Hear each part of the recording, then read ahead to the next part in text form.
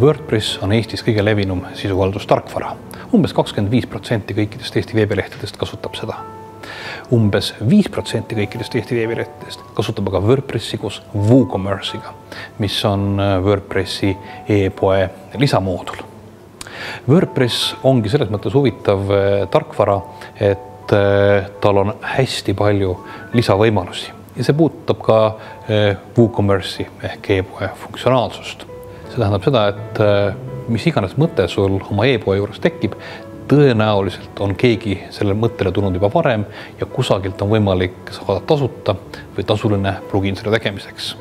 Sooviksid lisada arvele PDF-formaadis arve? Palun, selleks on olemas plugin.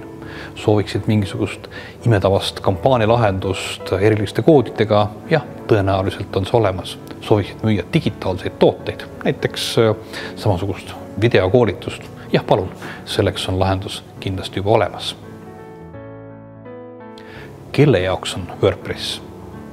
WordPress sobib kindlasti, ütleme, et väikekeskmisele poodnikule, alates mõnest või 10 tootest kuni mõnesaja kuni 1000 tooteni.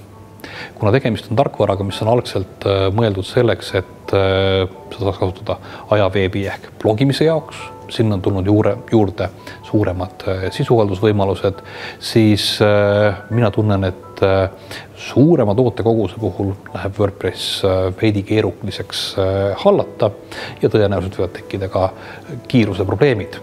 Samas tuleb öelda, et ma olen kohanud ka WordPresse, kus on sees üle 100 000 toote. WordPressi suurimaks eeliseks on see, et tegemist on vaba tarkvaraga. See tähendab seda, et seda arendab suur kommuun üle terve maailma. Samuti on Eestis hästi palju neid, kes oskavad WordPressi nii kasutada, kui arendada, kui pakkuda sulle selle jaoks erinevat turundustuge. Alates otsimootorile optimeerimisest kuni kõikvõimalike erinevate reklaamilahendusteni välja. Samuti on olemas aktiivsed Facebooki kommuunid ja meetupid, kus sul on võimalik tulla õppida ja küsida asjatundjatelt alati nõu. WordPressil on olemas ka liidestused kõikide maailmas tuntud makselahendustega, erinevad tarneviisid ja Eesti puhul kohtab tõenäoliselt ka liidestusi levinumate majandustarkvaradega. Mis see kõik maksab? WordPressi puhul on üheks kuluks veebimajutuse hind, mis on tüüpiliselt alates 70 eurost aastas. Olulisem on aga mõelda selle peale, mis maksab see, et keegi aitab sul selle üles panna, teha valmis kujundused ja siis edaspidised üleval hoida. Tüüpiline arendaja tunnihind on tänapäeval 40 kuni 60 eurot. Ja kui sa küsiksid, kaua ma sinu poega tegelen, siis põhimõtteliselt saab lihtsama poe püsti panna võib-olla mõne tunniga, aga mõistlik oleks arvestada esmase investeeringuna umbes nädal aega, ehk vahest paar tuhat eurot.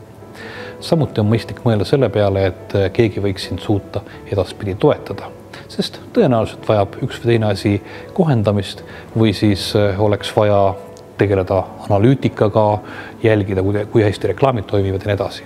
Selle peale tasuks alati arvestada vähemalt tund, 2, 3 igas kuus.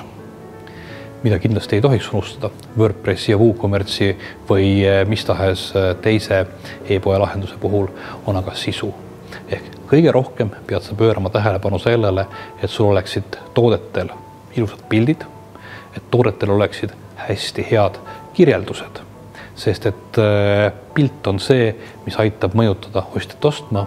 Toodete põhjalikud kirjeldused on aga see, mis toob külastajad kohale otsimootoritest läbi otsimootoride optimeerimise.